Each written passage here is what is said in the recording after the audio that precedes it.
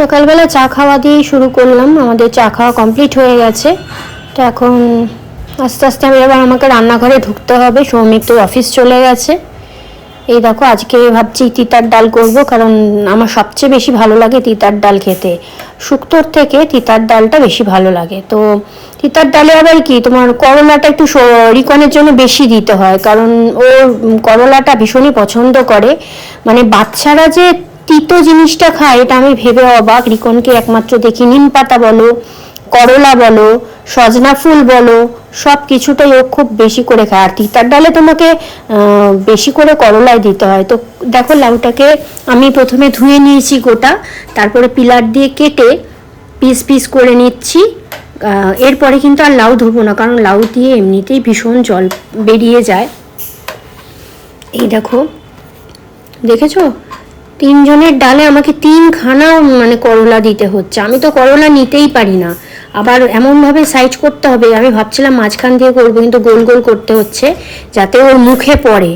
ওই একদম মানে ঘুনকুচি করে দিলে ও আবার চলবে না। ও বেশ ভাতে ডোলে কামড়ে খাবে।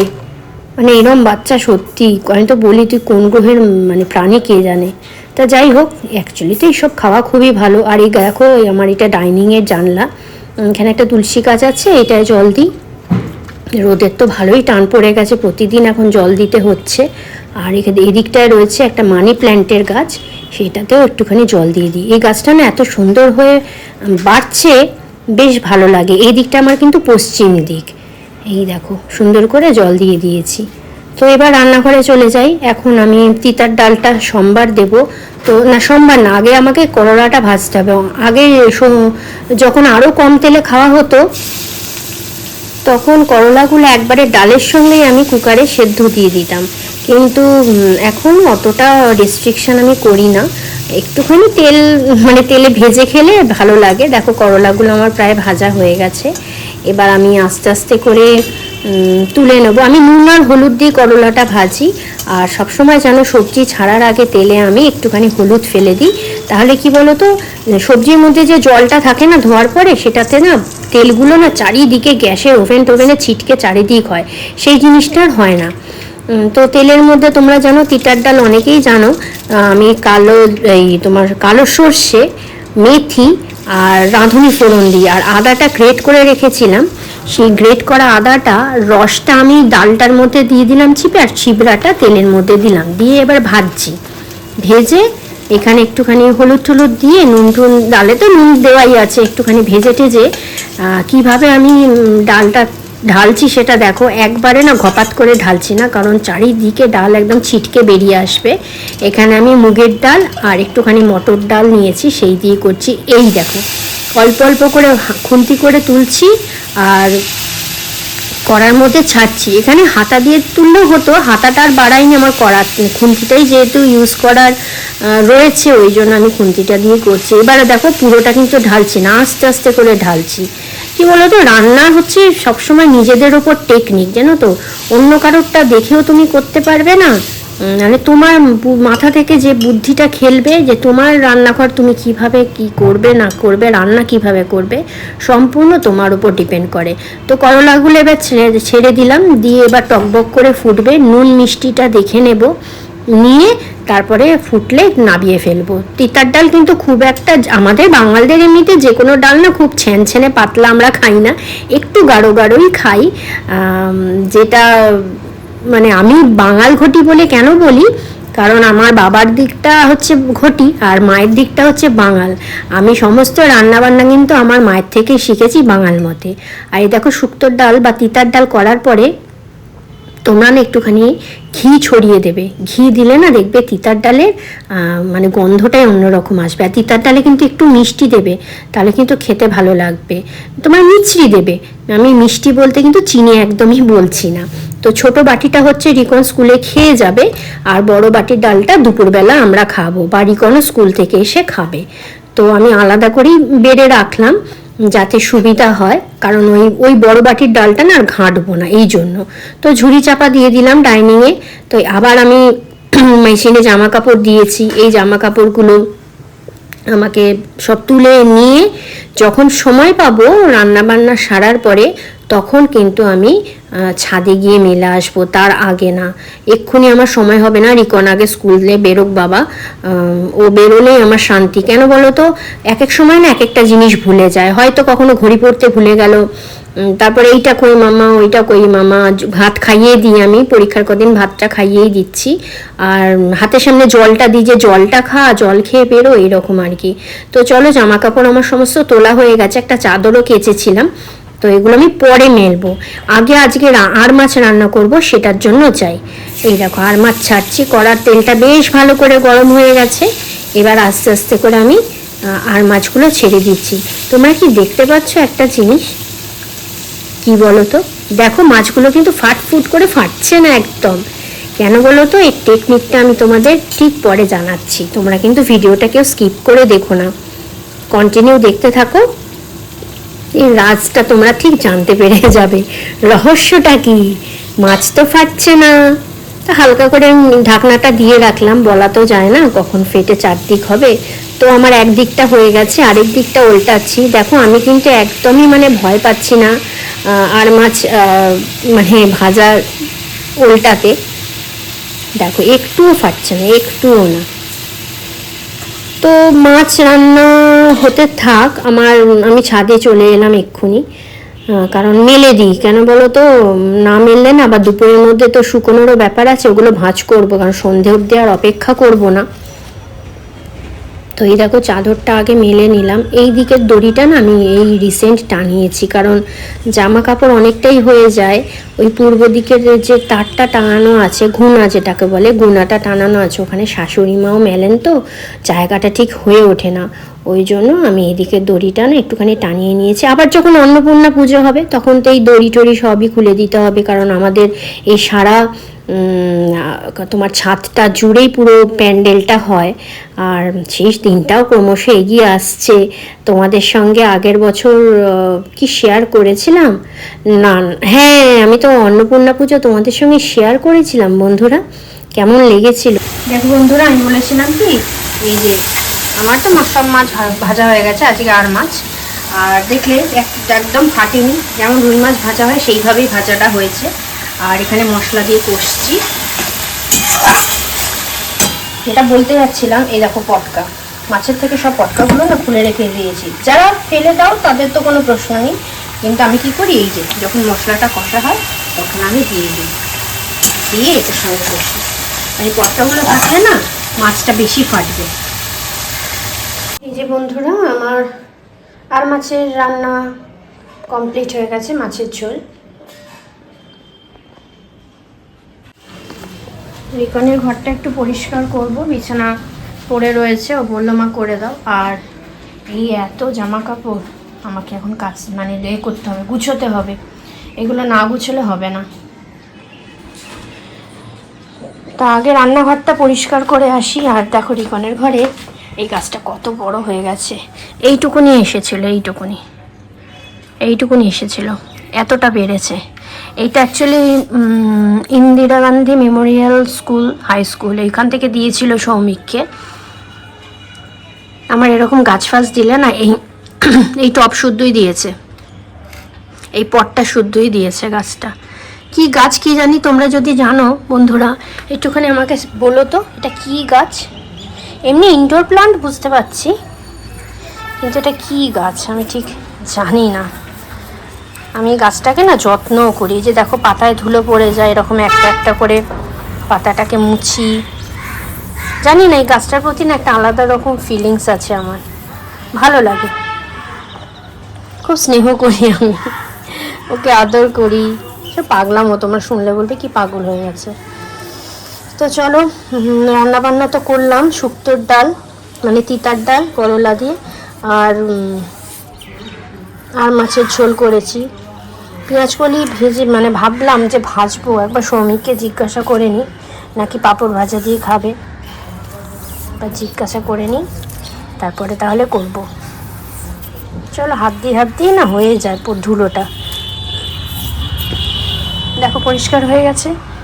তো বিছানাটা পরে গুছোচ্ছি, এসে আগে রান্নাঘরটা পরিষ্কার করে আসি আমি। এই যে আনাচের বক্সটা তুলবো, রান্না কমপ্লিট, এই দিকটা এরকম হয়ে আছে, এটাকে একটুখানি পরিষ্কার করে নিই। চালও বের করা হয়নি, চালটা বের করে ধুয়ে ঠুয়ে রাখি, তারপরে রিকনের ঘরে কই জামা কাপড়গুলো পরিষ্কার করব। তো হ্যালো বন্ধুরা, কেমন আছো? আশা করি সবাই ভীষণ ভালো আছো। আজকে রোদ্দুরটাও প্রচণ্ড উঠেছে। আমার জামা কাপড় দেখলে মেশিনে কেচে সমস্ত রোদে মেলাতে হয়ে গেছে, রান্না বান্না কমপ্লিট হয়ে গেছে। এখন 10টা 15 মতন বাজে। হ্যাঁ, তো মোটামুটি সবই কাজ কমপ্লিট। এবার ঘরদোরগুলো পরিষ্কার করা হচ্ছে আমার কাজ, তারপর আমি স্নান করতে যাব। আর এখন তো মানে ঝুলটুল ঝাড়বো না, রিকনের এক্সামটা শেষ হোক। তো চলো এক এক করে কাজগুলো গুছিয়ে নিই, বেকার বসে থেকে লাভ নেই। ভাবছি আবার বসলে কী বলতো, মনে হচ্ছে একটুখানি পাখার হাওয়া খেয়ে নিই। গরমটা কিন্তু প্রচণ্ড পড়ে গেছে, এত গরম লাগছে। এবার আমাদের 3তলায় বা ঘর, তোমাদের বলেছি ফ্যানটা না ছাড়লে না খুব মুশকিল। আবার কী হয় বলো তো, তোমরা না ফ্যানের আওয়াজে কথাই শুনতে পাও না। আর এসির হাওয়া সবসময় আমার একদম ভালো লাগে না। ভাবছি কি রিকনের ঘরে জানলায় নেট লাগিয়ে দেবো, কারণ তাহলে একটু জানলা ফানলাগুলো খোলা যাবে। মশার জন্য খোলা যায় না, প্রচণ্ড মশা হয়েছে, প্রচণ্ড। দেখি এখন নেট কারা লাগায়, আমি ঠিক জানিও না, একটু খোঁজ খবর নিতে হবে, দেখা যাক।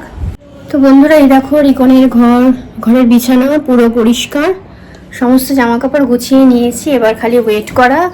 আর স্যালাড বানিয়ে ফেলেছি, সেটাও তোমাদের সঙ্গে একটু দেখিয়ে নিই। আজকে তো মাছের ঝোল দেখেছো আশা করি, দেখালাম না? এই যে আজকে মাছের ঝোল, হ্যাঁ দেখিয়েছি তোমাদের, এবার মনে পড়ছে। আর এখানে এই যে তিতার ডাল, লাউ দিয়ে করলা দিয়ে তিতার ডাল করেছি আজকে। আর কিছু করিনি বন্ধুরা, জানো, তার পাঁপড় ভাজা আছে। একবারে এই দেখো পাঁপড় ভেজে রেখে দিয়েছি। এখানে চাটনি, এই যে ভর্তি চাটনি, এটা ভর্তি না অর্ধেক আছে। আর এই যে স্যালাড বানিয়ে রেখে দিয়েছি, শুধু লবণ আর লেবুটা খাবার সময় চিপে দেবো। এই হচ্ছে আজকের মেনু। এখন বাজে 1:27। তো সৌমিক চলে গেছে রিকনকে আনতে। রিকনের তো 1:30টার সময় ছুটি, আসবে, এসে স্নান টান করবে, তারপরে 3জনে মিলে একসঙ্গে খাবো। তো সঙ্গে কয়েকটা কমেডি রিলস বানিয়ে নিলাম, বেশ ভালো লাগে আমার। আচ্ছা, তোমরা একটু আমাকে কমেন্টে জানিও তো আমার রিলস তোমরা দেখেছো কি না। আর যদি দেখে থাকো তাহলে গানের সঙ্গে যে রিলস বানাই ওগুলো ভালো লাগে বেশি, নাকি কমেডি রিলস বেশি ভালো লাগে, নাকি দুটোই ভালো লাগে, একটুখানি আমাকে প্লিজ একটু জানিও।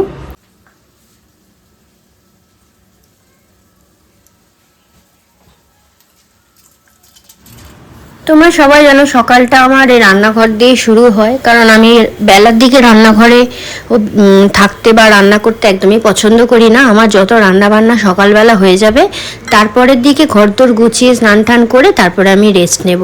তো আজকে একটুখানি টমেটো দিয়ে টকের ডাল করব ভাবছিলাম, ওই জন্য একটুখানি মুসুর ডাল বসালাম। যদিও মুসুর ডালটা আমাদের খুব একটা খাওয়া হয় না, কারণ একবার তোমাদের মনে বলেছি আমি ভ্লগে যে 30 আপ হয়ে গেলে আর কেউ মুসুর ডাল খেও না, গা হাত পা দেখবে এমনি ব্যথা হয়। তো মাঝে মাঝে একটু একটু সাথে সাথে খাওয়াতে তখন মুসুর ডালটা আর কি খেতে ইচ্ছা করে।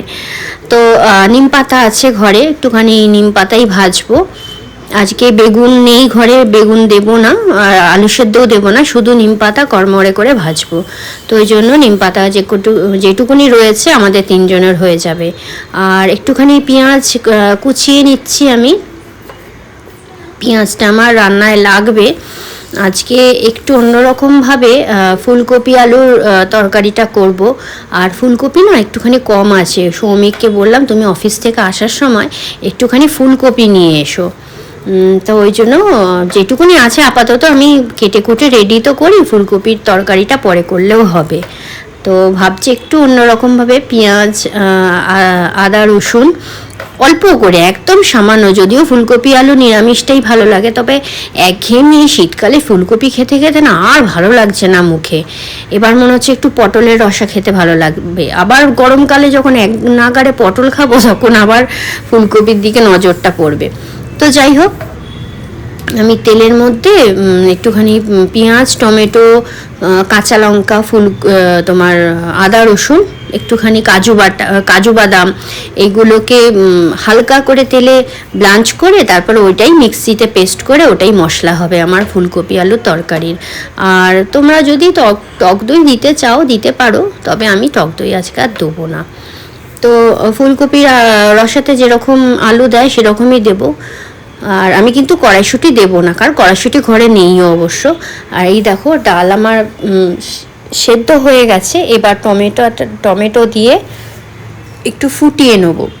টমেটোগুলো একদম আমি স্ম্যাশ করে দেবো না ডালের মধ্যে। আর আমার ঘরে না অনেক আকন্দ, মানে আমার ছাদের গাছে অনেক আকন্দ ফুল ফুটেছে। এক তো শিবরাত্রিতে আমি আকন্দ ফুলের মালা দিয়েছিলাম ঠাকুরকে, মালা গেঁথে। তা এখন ভাবছি যে একটুখানি মালাগুলো গেঁথে নিই। আর এই যে সৌমিক ঘরে এসে গেছে অফিস থেকে, এবার দেখো আমার পেছনে খালি ঘুরঘুর করছে আর আমার পেছনে লেগে যাচ্ছে। এই করে যতক্ষণ থাকবে না ততক্ষণ এরকম দুষ্টুমি করবে। তো চলো পরের কাজগুলো মেটাই। সন্ধ্যাবেলা বন্ধুরা এত মানে এমনি খেতে ইচ্ছা করছিল চটপটিয়া, তো স্কুটি নিয়ে চলে এসেছি বুড়োদার দোকানে। তো একটু বাড়ি থেকে আমাদের একটু দূরে, তো আমি চলে এসেছি, স্কুটি নিয়েই চলে এলাম, কারণ হেঁটে আসা অসম্ভব, বা টোটো ফোটো ধরবো আবার কেন, বাড়িতে যখন স্কুটিটা রয়েছে ওটা নিয়ে চলে আসলাম।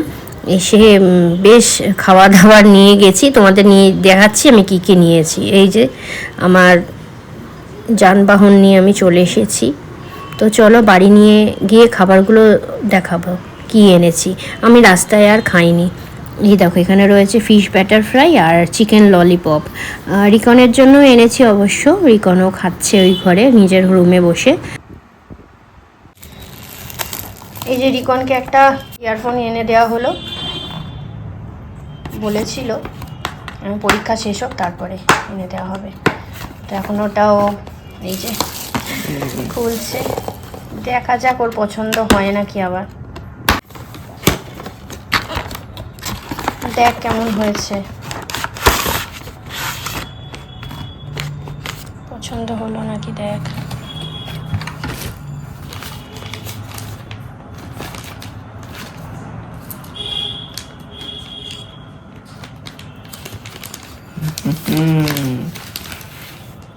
পছন্দ? দেখা বন্ধুদের ভালো করে। এই যে দেখো ভেতরে অ্যাকচুয়ালি এই কালারটা বুঝিনি, আমি ভেবেছি এরকম ব্লুই আছে, ওই জন্য ও ব্লু কালারটা বেশি পছন্দ করে, তো ওই জন্য ব্লুটাই দেখে নিলাম, কিন্তু দেখছি এটা রেড। যাই হোক, কালারফুল হলে কি যখন তুমি কানে দেবে না দেখতেও ভালো লাগবে। তো দেখো বন্ধুরা, রিকনের এখন প্রিন্টার খোলা, রিকনকে কিছু প্রিন্টিং করে দিচ্ছিলাম। আর এই যে পেপারটা শেষ হয়ে গেছে, এটা আবার অর্ডার করে দিই। তো চলো বন্ধুরা, ভিডিওটা এখানেই শেষ করছি। তোমরা সবাই ভীষণ ভালো থেকো, সাবধানে থেকো, সুস্থ থেকো, নিজেদের যত্ন নিও। আর এখন তো মোটামুটি সবার বোধহয় পরীক্ষাটা শেষ হয়েই গেছে, এবার একটু ঘোরাঘুরি করো। আর আমাদের তো এখন উপায় নেই, এখন ছোটোখাটো ট্যুরই আমাদের হবে, বড় ট্যুর করতে গেলে একটু দেরি হবে, কারণ এখনও না মনের মধ্যে ওই জিনিসটা আসছেই না যে ঘুরতে যাব ওরকম মনেই হচ্ছে না, জায়গাটাও ডিসাইড করতে পারছি না। যাই হোক চলো রাখছি এখানে, আবার নতুন একটা ভিডিও নিয়ে তোমাদের কাছে যথারীতি চলে আসবো। টাটা, গুড নাইট, শুভরাত্রি। সবাই কিন্তু লাইক কমেন্ট শেয়ার অবশ্যই করবে, আর নতুন বন্ধুরা সাবস্ক্রাইব করে দাও।